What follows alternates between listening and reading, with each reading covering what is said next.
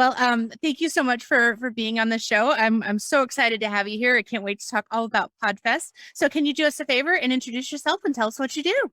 Yeah, Krimitsos here. I am the Chief Creative Officer of Podfest, and we are the longest running in-person continuous event since COVID, because we were very fortunate to have a big event right before the lockdowns. But just we organize an amazing community of creators.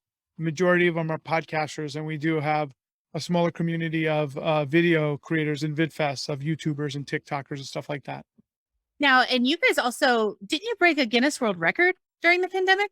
Yeah, we set a Guinness World Record, and then we broke a Guinness World Record because the pandemic went longer than we all thought. So it was like, hey, we got nothing to do. Let's keep at it. And we had over 5,003 people attend virtually over a week's time. And the second time around, we had over 500 something speakers, 12 languages spoken in, taught in.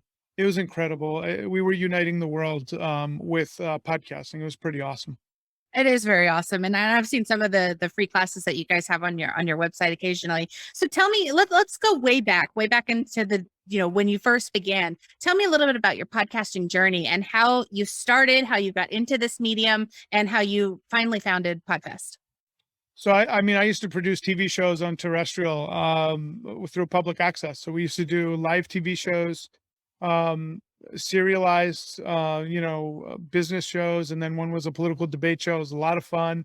And then in August of 2013, we hosted a meetup about podcasting, and I got bitten by the bug. I went home, told my wife I'm starting a podcast.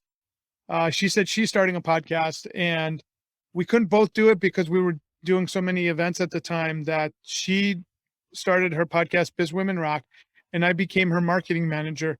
And it kind of dovetails perfectly into how Podfest was born. I would go all over the state helping people start their podcast, and I would use my wife as a case study, so it helped highlight her podcast.